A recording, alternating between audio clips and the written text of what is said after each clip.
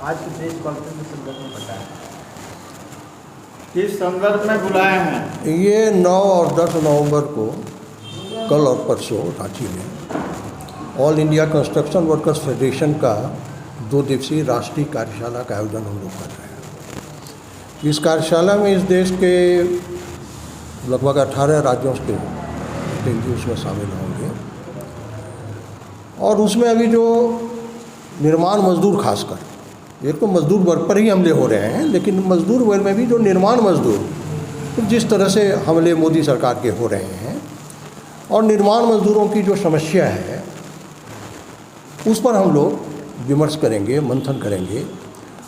और सिर्फ मंथन विमर्श ही नहीं करेंगे बल्कि उसमें हम लोग कुछ विषयों का अध्ययन भी करेंगे।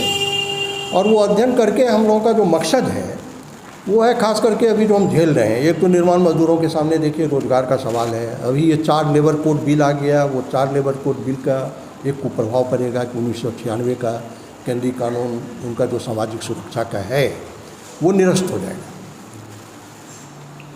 उनके सामने रोज मजदूरी का सवाल है, न्यूनतम मजदूरी का सवाल है, बहुत जगह न्यूनतम मजदूरी नहीं मिलती। बड़ी बड़ी जो इंफ्रास्ट्रक्चर की कंपनियां हैं, जिन कंपनियों में नियमित मजदूरों को बहाल नहीं किया जाता बल्कि ठेके पर मजदूर रखा जाता है, ठेका में भी ठेकेदारों की बहुत सारी श्रेणियां हैं और मजदूरों का उसमें समझिए कि काफ़ी शोषण और दोहन हो रहा है।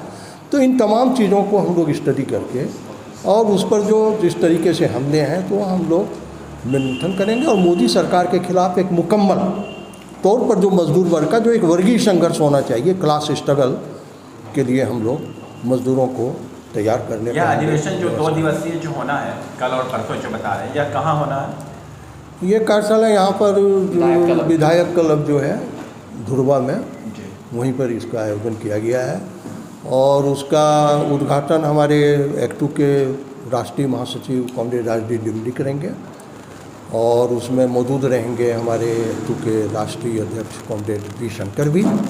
उसके साथ ही झारखंड के महासचिव कॉमरेड शुभेंदु सिंह भी मौजूद रहेंगे। और उस कार्यशाला में हम लोगों ने कुछ विषय को भी रखा है। एक तो ये पूरा कि निर्माण मजदूरों पर ये जो 4 लेबर कोड है उसका क्या कुप्रभाव पड़ेगा, किस तरीक़ा से हम उसका कुप्रभाव के खिलाफ लड़ाई लड़ेंगे, किस तरीक़ा से ये 4 लेबर कोड मजदूरों के लिए गुलामी का दस्तावेज है जो मोदी सरकार ने तैयार किया है मालिकों के पक्ष में। सारे योजनाएं भी निकली थी पर वो मुकम्मल नहीं हो पाई अभी तक, सरकार के द्वारा भी निकली थी रोजगार। बिल्कुल निकली थी, चूँकि ये मजदूर विरोधी सरकार है तो मजदूर विरोधी सरकार है, मजदूरों के लिए कोई भी मुकम्मल तौर पर जो नीतियाँ बनेंगी उसे नहीं लागू होने देंगी। अब 96 में केंद्रीय कानून निर्माण मजदूरों के लिए बना, अब झारखंड जैसे राज्य में ही लागू करने में समझिए कि 14 साल 15 साल लग गए। 2010-11 के बाद 1996 का केंद्रीय कानून झारखंड में लागू हुआ। बिहार जैसे राज्य में 2008 के बाद वो केंद्रीय कानून लागू हुआ है। 2008 में असंगठित कामगारों के लिए संसद में कानून बन गया, अध्यादेश निकल गया, पारित हो गया, लेकिन आज तक उसके लिए कहीं भी कोई भी कानून नहीं बना, उसके लिए कोई भी बस्ती प्रावधान कोई भी सरकार नहीं कर रही है। कार्ड बनती है कौन सा निर्माण कल्याण बोर्ड का, उस पर क्या कुछ करना है? रख देंगे। देखिए, एक तो कार्ड बनता है आपका जो है वो निर्माण मजदूरों का कार्ड बनता है, तो वो निर्माण मजदूरों का सामाजिक सुरक्षा का कार्ड है, तो वो तो जो निर्माण मजदूरों का कल्याण बोर्ड है उसका कार्ड है। लेकिन अभी एक मोदी सरकार दूसरा कार्ड बना रही है, वो निर्माण मजदूरों का कार्ड जो बनना था उस पर खतरा है, क्योंकि वो कल्याण बोर्ड ही नहीं रहेगा।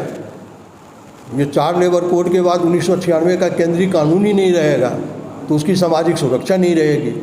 तो ये बना रहे हैं ई श्रम कार्ड, और ई श्रम कार्ड बना करके ये पूरे हिंदुस्तान के मजदूरों को कह रहे हैं कि हम उससे जोड़ेंगे, और उससे जोड़ के नहीं है, उससे जोड़ के हम मजदूरों का बहुत कल्याण करेंगे। लेकिन वो जोड़ के क्या करेंगे ये वो कहीं नहीं बोल रहे हैं, सिर्फ वो कह रहे हैं उसको इंश्योरेंस से जोड़ रहे हैं, यानी बीमा से सिर्फ उसके स्वास्थ्य को भी जोड़ देंगे। नहीं, जैसे सरकार का काम बीमा कंपनी का काम रह गया, यानी उसको बीमा से जोड़ देंगे, मर जाएगा तो 2 लाख रुपया का बीमा देंगे।